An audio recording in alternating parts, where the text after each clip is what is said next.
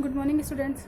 In the last video, we were discussing about the structure of stomata, and on the basis of the presence of stomata, there are three types of leaf we have discussed about. That is hypostomic leaves, epistomic leaves, and amphistomic leaves, stomatic leaves. इनके बारे में देखिए हम study कर चुके थे. अब इस वीडियो में हम किसके बारे में स्ट्रक्चर करेंगे? स्ट्रक्चर ऑफ स्टोमेटा के बारे में हम स्टडी करेंगे. तो जब हम स्टोमेटा के स्ट्रक्चर के बारे में बात करते हैं तो स्टोमेटा के स्ट्रक्चर में स्टोमेटा के दोनों तरफ एक गार्ड सेल्स होती है. नंबर में कितनी होती है? 2.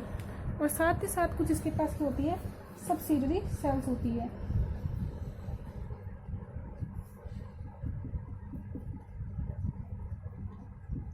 जब हम स्टोमेटा के स्ट्रक्चर के बारे में बात करते हैं तो इसमें stomata 2 guard cells and some subsidiary cells are involve. These combinedly are called as stomatal apparatus. Stomatal apparatus. देखिए स्टोमेटा एक पोर होता है, इसमें एक पोर होता है. पोर को इसको कवर करके रखती है कौन? Guard cells. नंबर में कितनी होती है? 2. ये गार्ड सेल्स 2 डिफरेंट टाइप की होती है. ये गार्ड सेल्स किडनी शेप भी हो सकती है और ये डंबल शेप्ड भी हो सकती है.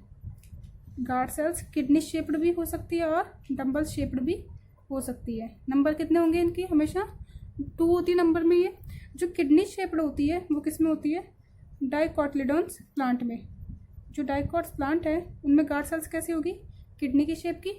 और जो मोनोकोट्स प्लांट है, मोनोकोट्स प्लांट में कैसे होंगे? ये डंबल शेप्ड होगी. अब देखिए तो स्टोमेटा के बारे में बात की तो इसमें क्या हो जाएगा? Stomata, guard cell, subsidiary cells. Clear है? इन सबको क्या बोल दिया हमने? Stomatal apparatus. अब इसके स्ट्रक्चर की अगर हम बात करें तो देखिए हम डाइकॉट स्टोमेटा की बात कर रहे हैं कि डाइकॉट प्लांट में किस टाइप के स्टोमेटा प्रेजेंट होते हैं. तो देखिए क्या कह रहे हैं हम? Most of the dicot plant each stomata is composed of 2 kidney shaped cell. ये जो आपकी किडनी शेप्ड की जो सेल्स दिखाई दे रही है, ये जो सेल्स है ये कौन सी सेल्स है? Guard sales. क्लियर हो गया? जो एक गार्ड सेल्स है ये क्या करती है? आपकी इस तरीके से अरेंज होती है कि वो एक पोर का फॉर्मेशन कर देती है. तो ये जो अंदर की तरफ हो रहा है ये क्या फॉर्म हो गया इसके अंदर? पोर. क्लियर है?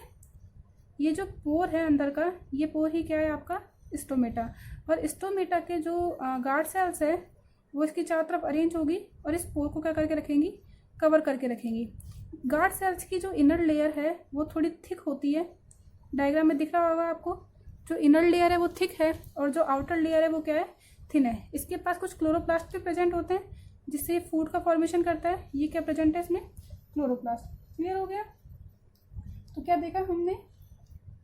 इन most of dicot plant each stomata is compound of 2 kidney shaped cell. These are called as guard cells. और ये क्या करेंगे? पोर का फॉर्मेशन करेंगी. और इस पोर को क्या बोल दिया हमने? Stomatal pore. क्या बोल दिया इस पोर को? Stomatal pore. Inner wall of the guard cell, जो कि इनर वॉल कौन सी है? Towards stomata is thick and outer जो सेल है वो क्या है आपकी? यहाँ पे थिन है. ये जो गार्ड सेल है यही स्टोमेटा की ओपनिंग और क्लोजिंग के लिए रेस्पॉन्सिबल है. किसके लिए रेस्पॉन्सिबल है ये गार्ड सेल्स? ओपनिंग और क्लोजिंग के लिए रेस्पॉन्सिबल है. इन्हीं गार्ड सेल के चारों तरफ कुछ अदर सेल्स पाई जाती है जिन्हें हमने क्या बोल दिया है? Subsidiary cells. क्या बोल दिया इन्हें हमने? Subsidiary cells. तो ये जो आसपास की जो सेल्स है इन्हें हमने क्या बोल दिया? Subsidiary cells. इनका नंबर फिक्स नहीं होता है. ये कौन सी सेल हो गई? Guard cell. इनका नंबर फिक्स है. कितनी हो जाएगी ये? 2. अगर हम डाइकॉट की बात कर रहे हैं, हम डाइकॉट प्लांट की बात करें तो कैसे हो जाएगी ये? Kidney shaped. कैसे हो जाएगी? Kidney shape. और ये जो आपके पास ये जो स्ट्रक्चर अंदर वाली दिखाई दे रही है ये क्या है आपकी?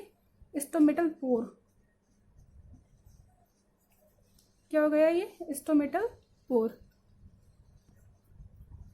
तो इस तरीके से स्टोमेटल एपरेटस में स्टोमेटल पोर, गार्ड सेल्स और सब्सिडरी सेल्स क्या है? प्रेजेंट है. अब देखिए ये जो गार्ड सेल्स है यही गार्ड सेल्स आपकी स्टोमेटल मूवमेंट के लिए रेस्पॉन्सिबल है. किसके लिए रेस्पॉन्सिबल है? Stomatal movement. स्टोमेटल मूवमेंट क्या होता है? Opening and closing of stomata, opening and closing of stomata. तो opening and closing of stomata के लिए आपके कौन से सेल्स रेस्पॉन्सिबल है? Guard cells. ये गार्ड सेल्स हैं जब ये टर्जिट कंडीशन में होगी। टर्जिट कंडीशन का मतलब क्या है? जब ये स्वेल कंडीशन में होगी तो जो स्टोमेटा है, ये जो पोर है वो कैसा हो जाएगा? ओपन कंडीशन में। तो पोर कैसा हो जाएगा? ओपन कंडीशन में। और जब ये फ्लैसिड कंडीशन में होगी गार्ड सेल्स तो स्टोमेटा क्या हो जाएंगे? क्लोज कंडीशन में। तो जो गार्ड सेल्स है जब टर्जिट कंडीशन में होंगी तो स्टोमेटा ओपन हो जाएंगे, और गार्ड सेल्स जब फ्लैसिड कंडीशन में होंगी तो स्टोमेटा क्या हो जाएंगे? क्लोज हो जाएंगे। तो ये आपके एक स्टोमेटा की स्ट्रक्चर हुई। क्लियर है? मोनोकोट्स में कैसे हो जाएगी? डंबल शेप्ड, कुछ इस शेप की हो जाती है।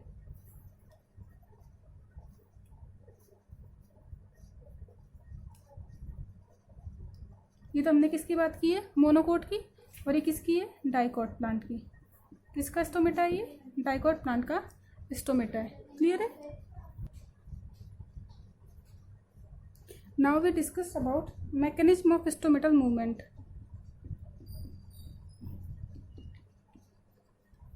Mechanism of stomatal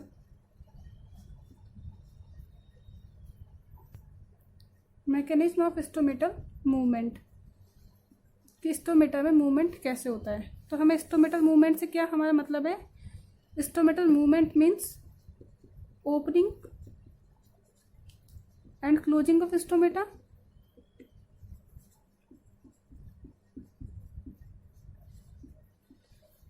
the opening and closing of stomata is called stomatal movement. तो different scientist gave different theories of stomatal movement, कि अलग अलग साइंटिस्ट ने अलग अलग थ्योरी दी है, लेकिन सारी थ्योरी क्या कह रही है? कि जो गार्ड सेल्स है, guard cells are responsible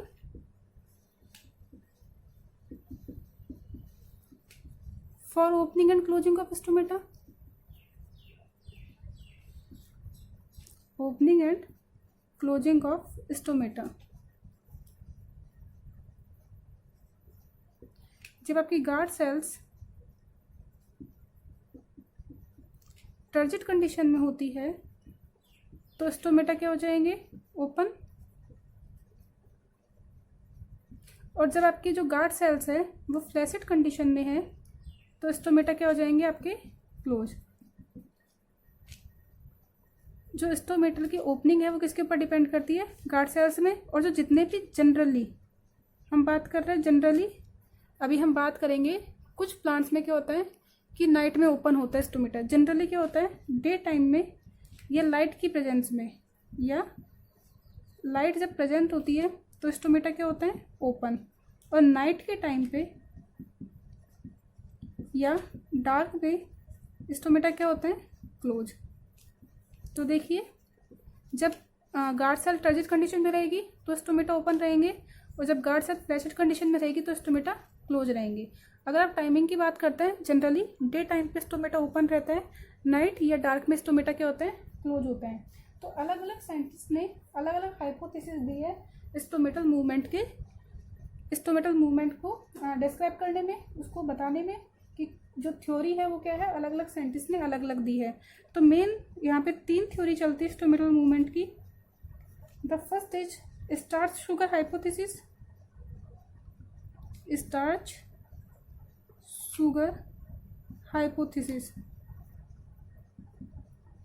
Second is Stewart's hypothesis, and third one is K plus ion exchange hypothesis. Third कौन सी है? K plus ion exchange hypothesis.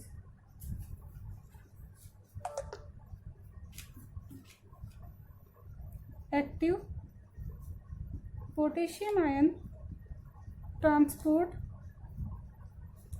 Hypothesis, या थ्योरी। तो देखिए, स्टोमेटल मूवमेंट के लिए अलग अलग साइंटिस्ट ने अलग अलग थ्योरी दी है। First one starch sugar hypothesis, second is Steward's hypothesis, third is active potassium ion transport hypothesis या थ्योरी। जो मेन थ्योरी है वो कौन सी है? एक्टिव K+ आयन या active potassium ion transport hypothesis. ये हाइपोथेसिस जो मेन है, बाकी दो हाइपोथेसिस इनिशियली दी गई थी लेकिन इनको ज़्यादा इम्पोर्टेंस नहीं मिली है। तो अब हम इन हाइपोथेसिस के बारे में देखते हैं। तो पहली फर्स्ट हाइपोथेसिस हम देखते हैं वो कौन सी है? Starch sugar hypothesis for stomatal movement.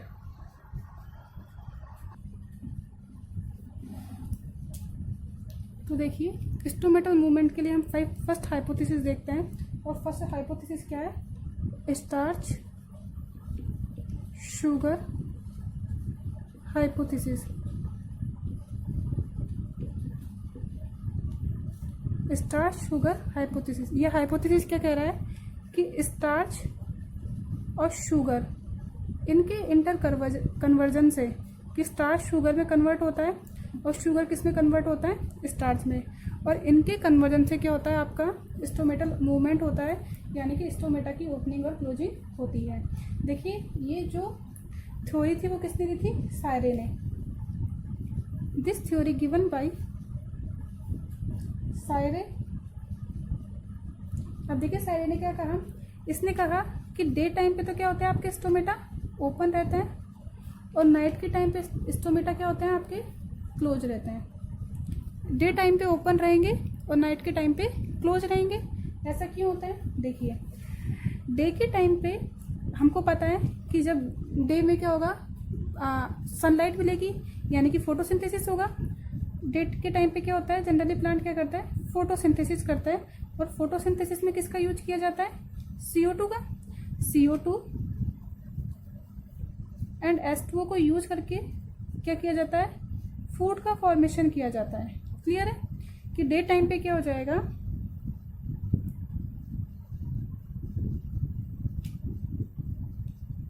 Day के टाइम पे क्या किया जाएगा?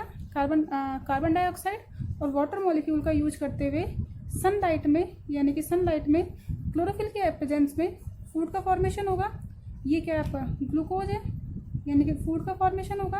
और साथ ही साथ क्या होती है? ऑक्सीजन रिलीज होती है। CO2 क्या आप यहाँ पे क्या होती है? CO2 कंसंट्रेशन क्या होती है? कम होती है। डे के टाइम पे क्या होता है आपके गार्ड सेल्स में? किसकी बात कर रहे हैं हम? गार्ड सेल्स की। तो डे के टाइम पे गार्ड सेल्स में CO2 की जो कंसंट्रेशन है वो क्या है आपकी? कम है। CO2 आपकी एसिडिक होती है, एसिडिक नेचर कम है यानी कि pH क्या हो जाएगी इस टाइम पे? High concentration. pH क्या हो जाएगी? हाई। तो क्या कहा हमने? डे टाइम पे गार्ड सेल्स में CO2 की कंसंट्रेशन हो गई कम, तो कैसा हो गया? इसकी pH हाई हो गई। अब इस हाई pH पे क्या हो जाएगा आपका? Phosphorylase enzyme.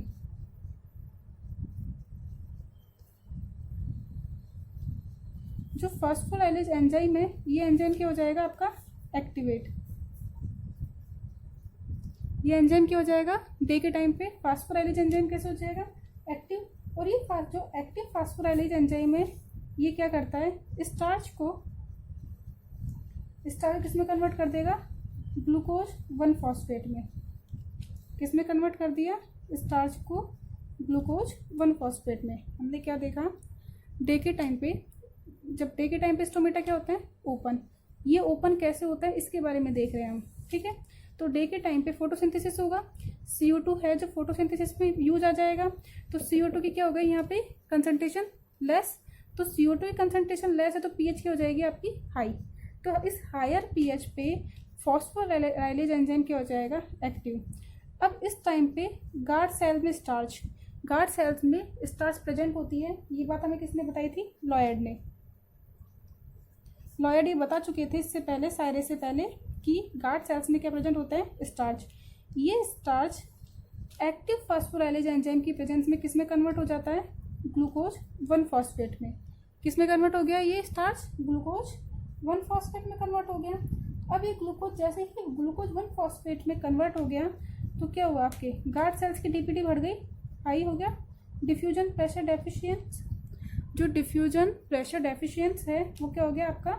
बढ़ गया। गार्ड सेल्स में DPD की जो वैल्यू है वो बढ़ जाएगी। और जैसे ही DPD की वैल्यू बढ़ जाएगी तो सेल्स कौन सी कंडीशन में आ जाती है आपकी? गार्ड सेल्स टर्जिट कंडीशन में। तो गार्ड सेल्स कैसे हो जाती है आपकी? टर्जिट। क्लियर है? तो और मैं आपको बता चुकी हूँ, जब गार्ड सेल्स टर्जिट होती है, हम बात कर चुके थे अभी, गार्ड सेल जब टर्जिट कंडीशन में होती है तो आपका स्टोमेटा क्या हो जाता है? ओपन। तो अब गार्ड सेल्स टर्जिट हो गई, इसका क्या मतलब हुआ? स्टोमेटा कैसे हो गए? ओपन। क्लियर है? तो क्या हुआ स्टार्च शुगर हाइपोथेसिस में? स्टार्च शुगर हाइपोथेसिस में बताया कि स्टार्च शुगर यानी कि ग्लूकोज 1 फॉस्फेट में कन्वर्ट होता है। जब स्टार्च से ग्लूकोज 1 फॉस्फेट में कन्वर्ट हो जाएगा तो स्टोमेटा ओपन हो जाएंगे, और नाइट के टाइम पे ये ग्लूकोज 1 फॉस्फेट वापस किस में कन्वर्ट हो जाएगा? आपके स्टार्च में। नाइट की कंडीशन देखते हैं, अभी पहले डे की देखते हैं। तो डे में क्या होगा? CO2 की कंसंट्रेशन हो गई लेस। जब गार्ड सेल्स में CO2 कंसंट्रेशन लेस है तो pH क्या हो गया? हाई। और इस हाई pH पर फॉस्फोराइलेज एंजाइम क्या हो जाएगा? एक्टिव हो जाएगा, और स्टार्च को किसमें कन्वर्ट कर देगा? ग्लूकोज 1 फॉस्फेट में। जैसे ही स्टार्च ग्लूकोज 1 फॉस्फेट में कन्वर्ट होता है तो DPD की वैल्यू क्या होती है? बढ़ जाती है, और इस हायर DPD की वैल्यू पर क्या हो जाएगा? सेल वाटर को एब्जॉर्ब करेगी। हमने कहा था सक्शन प्रेशर है, जितना ज़्यादा DPD की वैल्यू होगी उतनी ही ज़्यादा क्या करेगी? वाटर को एब्जॉर्ब करेगी, और वाटर एब्जॉर्ब करके क्या हो जाएगी? टर्जिट कंडीशन में हो जाएगी। और जैसे ही सेल टर्जिट कंडीशन में हो जाएगी तो स्टोमेटा क्या हो जाएंगे? ओपन हो जाएंगे। यानी कि डे टाइम पे स्टोमेटा कैसे हुए? ओपन हो गए। अब देखिए नाइट में क्या होता है? नाइट के टाइम पे क्या होता है? आपके स्टोमेटा क्लोज होते हैं। अभी नाइट पे क्लोज कैसे होंगे देखते हैं।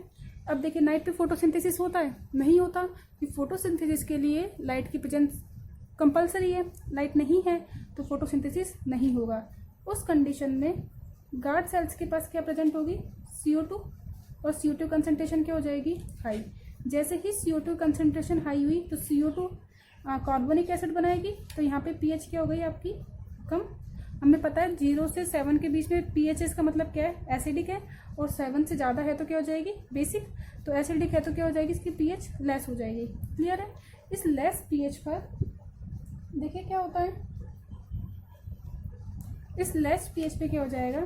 जो ग्लूकोज 1 फॉस्फेट बना था डे टाइम पे, वो वापस किस में कन्वर्ट होने लग जाएगा? स्टार्च में।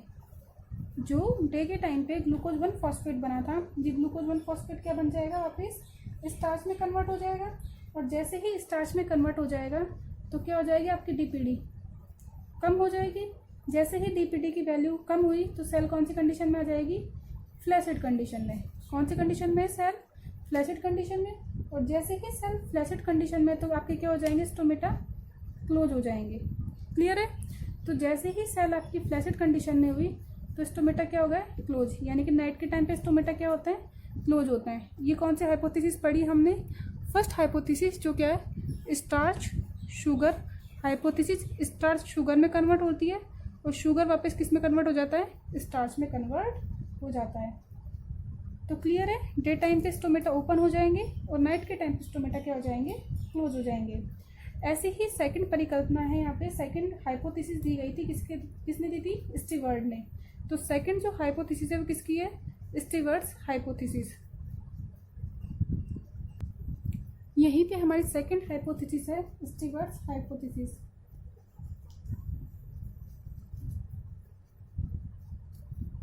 Stewarts hypothesis. स्टीवर्ट ने क्या किया? स्टीवर्ट ने सायरे के ही काम को आगे बढ़ाया, और सायरे के ही स्टीवर्ट ने सायरे की हाइपोथेसिस को एलैबोरेट किया, और क्या कहा देखिए। सायरे ने तो ग्लूकोज 1 फॉस्फेट पे ही जाके अपना जो हाइपोथेसिस थी उस पर ब्रेक डाउन लगा दिया कि हाँ ग्लूकोज 1 फॉस्फेट में कन्वर्ट हुआ, और क्या हो गई? DPD की वैल्यू इंक्रीज हो गई। लेकिन स्टीवर्ट ने बताया कि जो हाई pH पर, ये कब हुआ था काम? हाई pH पर। देखिए pH क्या है यहाँ पे? हाई। तो इसने कहा हाई pH पे स्टार्च जो ग्लूकोज 1 फॉस्फेट में कन्वर्ट हुआ था, हमने क्या कहा? हाई pH पे सायरे ने क्या कहा था कि हाई pH पर जो स्टार्च था वो किस में कन्वर्ट हो गया था? ग्लूकोज 1 फॉस्फेट पर। फर्दर और चेंज होता है, ये ग्लूकोज 1 फॉस्फेट से ग्लूकोज 6 फॉस्फेट में कन्वर्ट होगा, और लास्ट में किस में कन्वर्ट हो जाता है? ग्लूकोज में। लास्ट में किस में कन्वर्ट हो गया? ग्लूकोज में। तो स्टीवर्ट ने कहा ये जो ग्लूकोज है, ये ग्लूकोज क्या है? ज़्यादा ईजीली में डिजॉल्व हो जाता है। ये ग्लूकोज 6 फॉस्फेट और ग्लूकोज मोर सॉल्यूबल है किसमें? वाटर में। अगर आप ग्लूकोज 1 फॉस्फेट से कंपैरिजन करोगे ग्लूकोज की, तो ये ज़्यादा ईजी वे में क्या हो जाता है, डिजॉल्व। जब ये ज़्यादा ईजी वे में डिजॉल्व हो जाएगा तो सॉल्यूशन कैसा हो जाएगा, कंसनट्रेट। यहाँ पे सॉल्यूशन कैसा हुआ, कंसनट्रेट। और जैसे ही कंसनट्रेशन इंक्रीज होगी तो स्टोमेटा क्या हो जाएंगे, ओपन हो जाएंगे। तो इसने क्या कहा, ग्लूकोज 1 फॉस्फेट से ग्लूकोज क्या होता है, ईजी डिजॉल्व होता है। इससे जो साइटोप्लाज्म की कंसनट्रेशन है वो क्या हो जाएगी, इंक्रीज हो जाएगी, और क्या हो जाएगा, स्टोमेटा ओपन हो जाएगा। ये किसने कहा था, स्टीवर्ड ने। तो आज हमने स्टार्च शुगर हाइपोथेसिस पढ़ लिया है और स्टीवर्ड की हाइपोथेसिस पढ़ ली है। नेक्स्ट वीडियो में हम active potassium ion transport hypothesis के बारे में स्टडी करेंगे, जो कि स्टोमेटा की ओपनिंग और क्लोजिंग के लिए क्या है, सबसे मेन हाइपोथेसिस है। तो आज के लिए इतना ही। Thank you.